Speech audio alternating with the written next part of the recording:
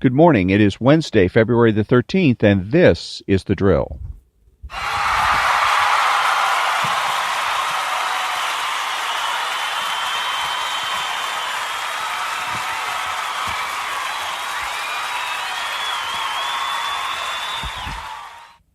And thank you very much. This is Ron, your host, the only true conservative in the United States of America today, because I'm the only one that makes the presumption for the status quo. Speaking out to all the butchers, bakers, and candlestick makers.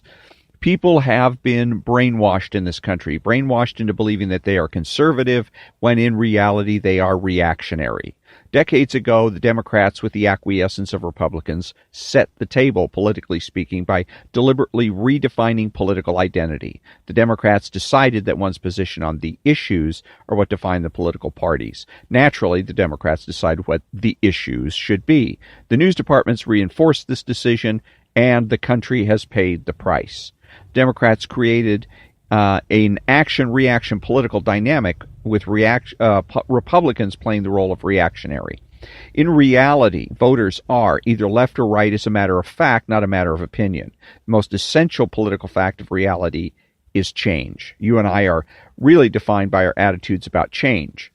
And so if you presume for change, you get up every morning and you say, the universe sucks, and so what is it that needs to change? You're left.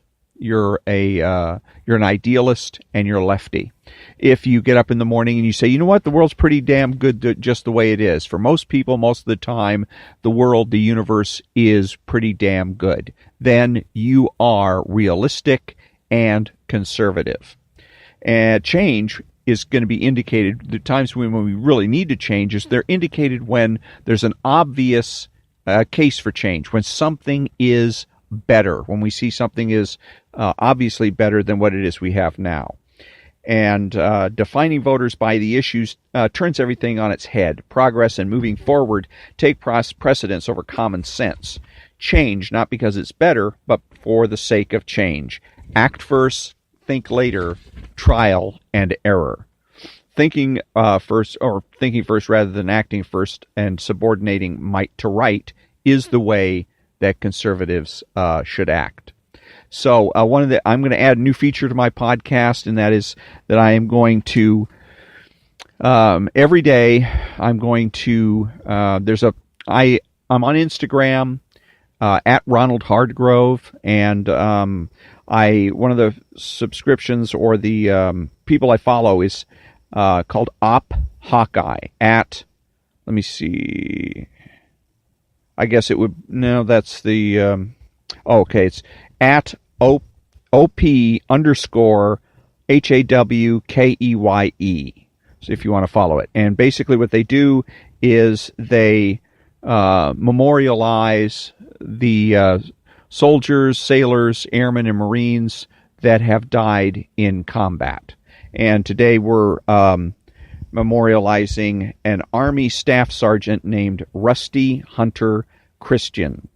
He was Staff Sergeant in the U.S. Army, born November 15th, 1985, and died January 28th, 2010. He received the Bronze Star, the Purple Heart, and participated in Operation Enduring Freedom. Okay, and now I wanted to play for you a little clip from the OAN network from The Final Point by Liz Wheeler, and then I'll make a comment. Or they're having relationship problems. Just a second. 7% said they don't feel much. The truth about why women get late-term abortions. The reason we're talking about this tonight is because the left has been propagating a false narrative about third trimester abortions. Or, in layman's terms, the left is lying about late-term abortion. Speaker of the House Nancy Pelosi said this week that it's sad that President Trump wants to ban late-term abortions. Pelosi says she hopes his family, the president's family, never has to face this.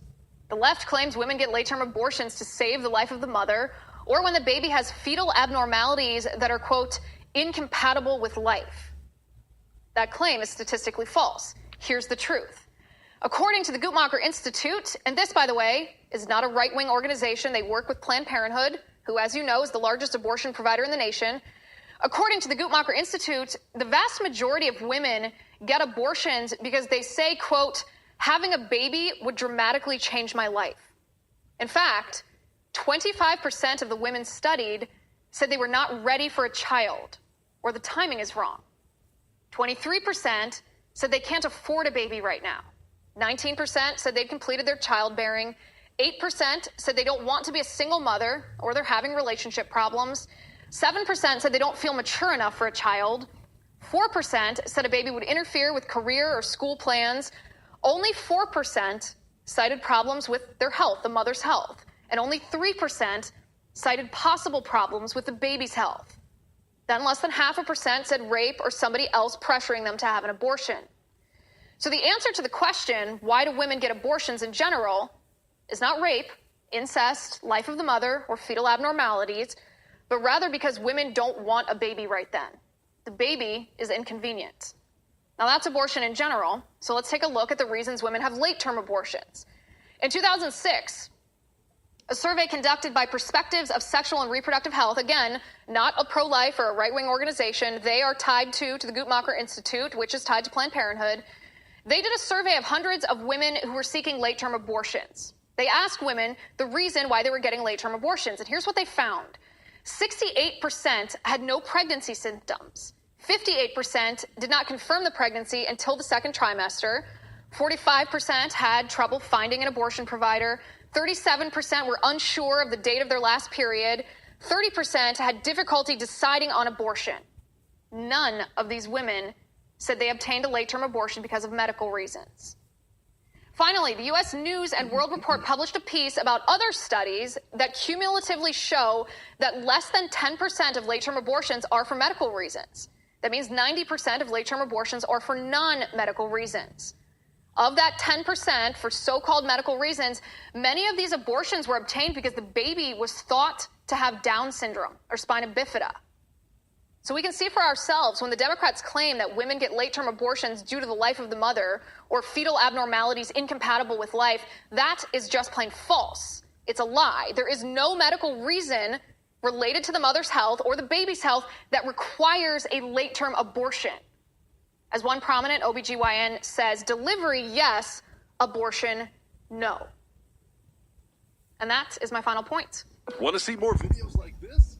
Click on here. Okay, so first I want to commend Liz Wheeler for calling them liars.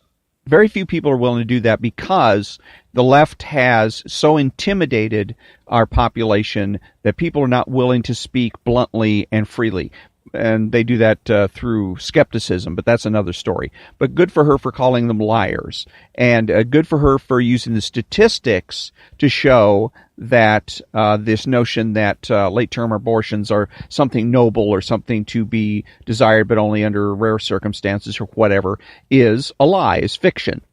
However, again, we're back to talking about what the left wants to talk about. She is reacting to the third trimester abortion situation that went on in New York and that came about in New York, where they passed the law about third trimester abortions. And then the other thing that, and I think it's in Virginia, they almost passed similar legislation. It failed in their House or Senate or both or whatever.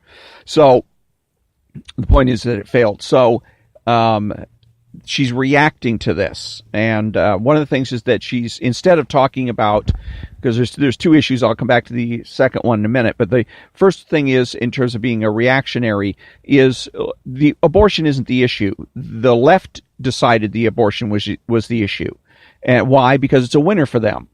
It's very, very difficult for you to present yourself and win arguments if you come off as anti-abortion. Because, again, they portray themselves as about freedom then. The freedom for women to choose whether or not to carry a child to term. And how do you argue against freedom, especially in a democracy, and sound like you are a Democrat or Democratic or even Republican? How do you come across as sounding anything other than a dictator? It's very difficult. What you got to look at is what's underneath abortion. Why is it frequently needed? And who does abortion really appeal to? There's the left likes to talk about dog whistles, in which dog whistle is something that only a dog can hear. It's directed to dogs. And in this particular case, I believe abortion and the pill, when they say, when they're talking about birth control, they're always talking about the pill. They're not talking about condoms. They don't care about that. But the pill and abortion, when the left comes out and talks about how the right is going to take that away, their message is not to women, it's to men. It's to 18 to 25-year-old guys who are out every weekend trying to sow their wild oats. And so those are the people that are going to get really upset if abortion and the pill are taken away, is the 18 to 25-year-olds that are promiscuous. And so the underlying thing is promiscuity, because that's one of the things that the left promotes. Promiscuity. Go out, have as much sex as you want, whenever you want, with whomever you want, and don't worry about the consequences, because there's always the pill, and if the pill doesn't work or the lady forgets to take it, well, then there's always an abortion to fall back on. That's what it is that conservatives need to talk about. That's what our concern is about. It's the same issue with homosexuality, is that nobody hates homosexuals or gays per se. I can't say nobody. There's a few that do and use the Bible as justification. But by and large, conservatives don't hate gays. What they hate is promiscuity, a promiscuous lifestyle. Whether that promiscuous lifestyle is heterosexual or homosexual doesn't matter. Promiscuity is bad. It's bad for everybody, myself included. If I engage in promiscuous sexual activity, I'm doing something wrong, and I should stop it. So that's one of the things that conservatives need to do. Quit following the left. Quit letting them set the agenda. We set the agenda. First, that's the first thing. Second thing is that the left is, what they're really doing here is playing an interesting psychological game. The New York legislature passes this late-term abortion bill. Okay, so of course everybody's horrified, rightfully so, as far as I'm concerned. And but why did they do it? All of a sudden, out of nowhere, now there's been a lot of talk on the left of going ahead and getting abortion on demand, but there really hasn't been much done about it. Then all of a sudden, the state legislature comes out and passes the bill, and the governor signs it. So now it's part of state law. What's interesting is that if you stop and think about it for a second, you realize that this state law is now in violation of federal law. It's in violation of Roe v. Wade. Okay. In Roe v. Wade, the court came out and declared that the issue in terms of whether or not someone can have an abortion is, when does life begin? The Supreme Court said that life begins when the fetus is viable outside the womb. When the fetus is viable outside the womb. And they declared that it was 20 weeks gestation. After 20 weeks, the fetus is viable outside the womb. Therefore, an abortion is ruled out, basically. And if it's earlier than 20 weeks, then it's not viable. It's therefore considered a medical procedure, and the issue is between a woman and her doctor. Okay, now what did the New York legislature just do? The New York legislature just went ahead and declared that third trimester or even partial birth or birth abortions, giving birth to the child or partially giving birth, is perfectly okay. Well, that's over 20 weeks. So that's in violation of Roe v. Wade. So what that does, though, is put the right, the conservatives, in an interesting and awkward position. Because because the natural thing would be to, of course, go to court and get this state law overturned. Go to the Supreme Court, make the argument that it's unconstitutional, and therefore it should be struck down, and get the Supreme Court to do it. In this particular case, in order to do that, conservative groups would have to go to the Supreme Court and argue in support of Roe v. Wade. in order to get the New York law struck down. Number one. Number two, it presents an interesting psychological dilemma for conservatives, because the only thing that's keeping the left from having late-term abortions all over the country is Roe v. Wade, right? Which is supposed to be what the conservatives hate the most. Conservatives hate Roe v. Wade because what it did is it de facto legalized abortion all over the country rather than leaving it up to each state. So if you leave it up to each state, and let's say Roe v. Wade is overturned, then what happens in the situation with New York? New York is free to come out not only and say we're going to have abortions, but we're going to have abortions on demand. How do you sue? How do you stop that with the law? So you would actually have to do is go farther than Roe v. Wade. You would actually have to get the Supreme Court to declare all abortions illegal. So the move in New York, to sum up, does two things. Number one is it puts the right in the position of being a little bit scared of overturning Roe v. Wade on the one hand, and very possibly using Roe v. Wade as using Roe v. Wade to get rid of New York's late-term abortion law. So to sum up overall, that Liz Wheeler, again, if she's going to just talk about things that relate to abortion, talk about promiscuity. That's where conservatives have something to say. Don't let the left set the table. Don't let the left shape the debate. And second of all, in this particular situation of the New York law, look a little deeper into the situation and try to figure out why did they pass the law in the first place. And then you're going to be able to figure out that, it's really a way of trying to support or buttress Roe v. Wade. So when I come back, I'm going to be reading from Ayn Rand, the Ayn Rand lexicon.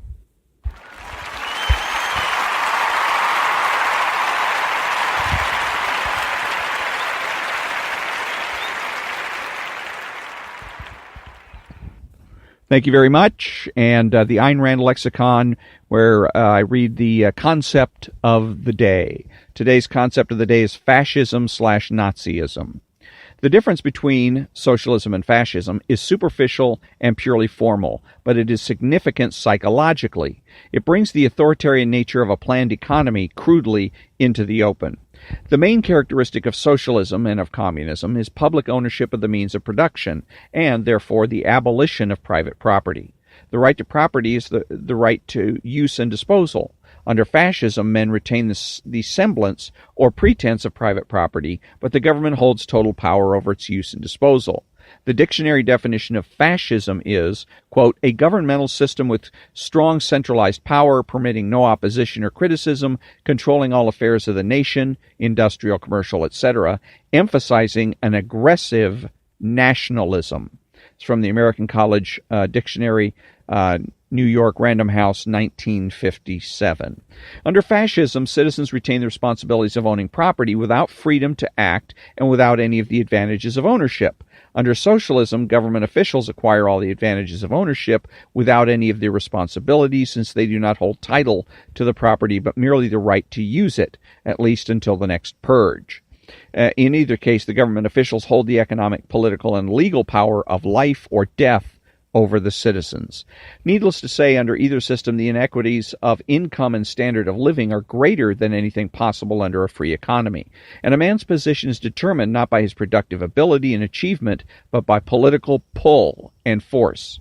Under both systems, sacrifice is invoked as a magic, omnipotent solution in any crises. And the public good is the altar on which victims are immolated. But there are stylistic differences of emphasis. The socialist-communist axis keeps promising to achieve abundance, material comfort, and security for its victims in some indeterminate future. The fascist Nazi axis scorns material comfort and security and keeps extolling some undefined sort of spiritual duty, service, and conquest. The socialist communist axis offers its victims an alleged social ideal. The fascist Nazi axis offers nothing but loose talk about some unspecified form of racial or national greatness. The socialist communist axis proclaims some grandiose economic plan which keeps receding year by year. The fascist Nazi axis merely extols leadership without purpose, program, or direction, and power for power's sake. If the term statism designates concentration of power in the state at the expense of individual liberty, then Nazism in politics was a form of statism. In principle, it did not represent a new approach to government. It was a continuation of the political absolutism, the absolute monarchies, the oligarchies, the theocracies, the random tyrannies, which has characterized most of human history. In degree, however, the total state does not differ from its predecessors. It represents statism pressed to its limits. In theory and in practice, devouring the last remnants of the individual, though previous dictators, and many today in Latin America, often preached the unlimited power of the state. They were on the whole unable to enforce such power. As a rule, citizens of such countries had a kind of partial freedom, not a freedom on principle, but at least a freedom by default. And it goes on quite long with this, on and on and on. And I'm going to skip all of that, and I might end up skipping the next one too. But anyways, so as far as I can tell, she hits it right on the button as far as Nazism and / fascism is concerned. Fascism was started in Italy. Nazism was in Germany, and Nazism was the combination of nationalism and with socialism. And nationalism is the idea that every country has a character, that there's a national character, and that it is the duty of each and every country to promote that national character and to eliminate, so-called impurities. So other people that would, Germany, in other words, Germany for the Germans, France for the French, Sweden for the Swedish, that kind of thing. And the interests of minorities, if you have French people living in Germany, is to be ignored. Or in the case of World War II, the interests of Jews was to be ignored at the very least. So when I come back, I'm going to be reading from Ben Shapiro's book, Bullies.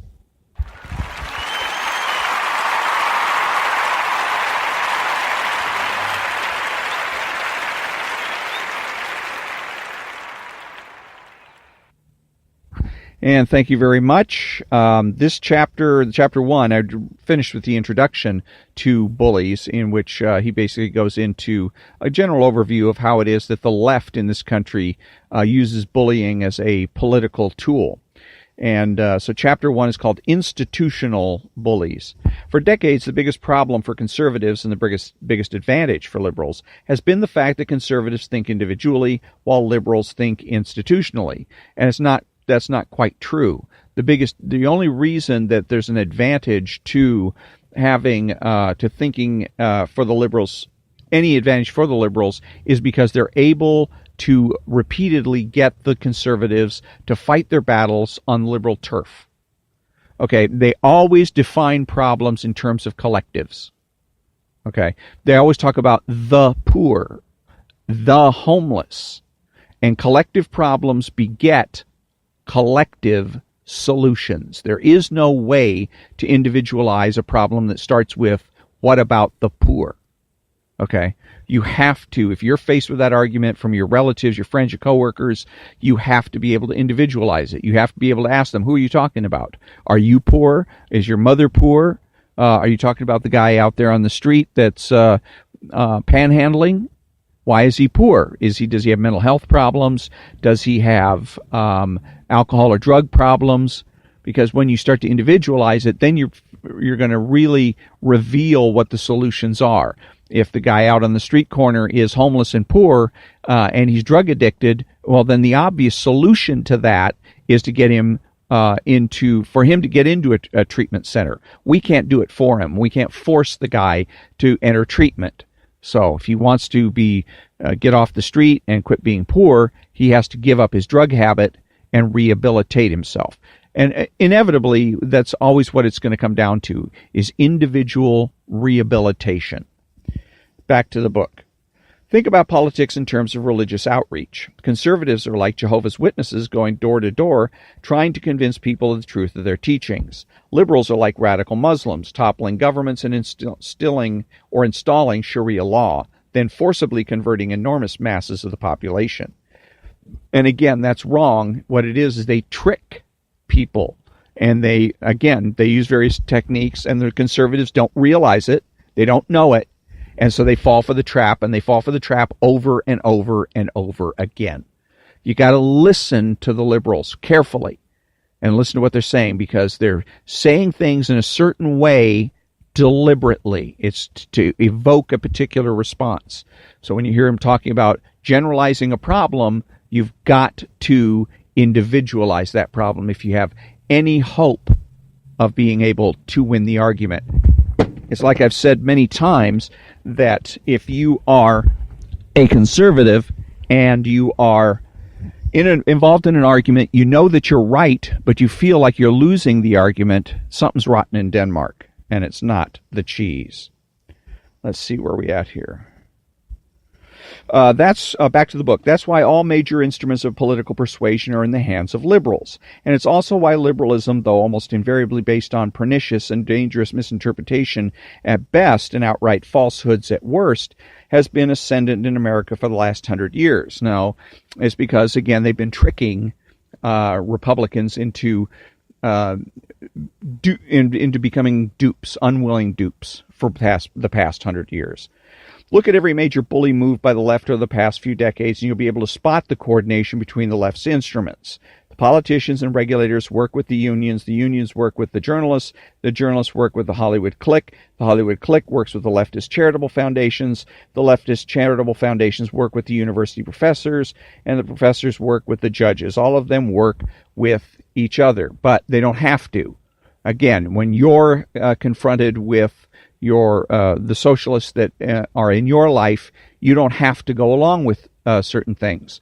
One of the reasons that we have public employee unions, because a lot of the people he's talking about here, the unions he mentioned in particular, but public employee unions, is because of a trick. Okay, in the beginning, when people were talking about unionizing public employees, the idea was universally despised.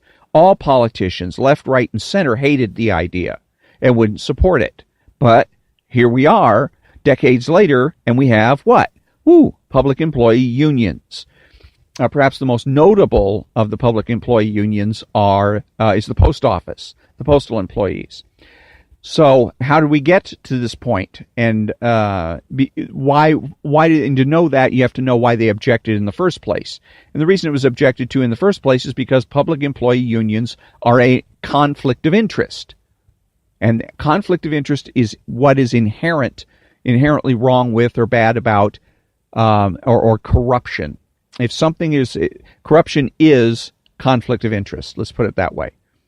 So that's the people that wanted to unionize the public sector had to deal with that. How do we convince people that it's not how do we convince them that there is no conflict of interest? They really can't do it. So what they did is they changed the language. They refused to talk about conflict of interest. Instead, they referred to people that would be unionized in the public sector as stakeholders. Okay, and this became a very catchy phrase. And not only did it catch on with the left, but it caught on even with Sean Hannity.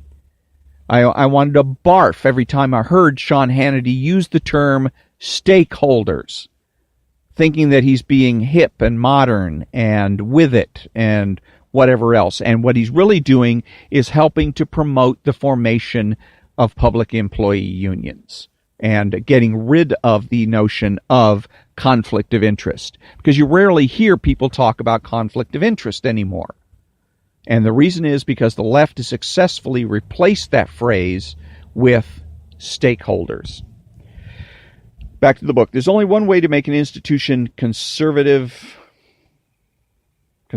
reign.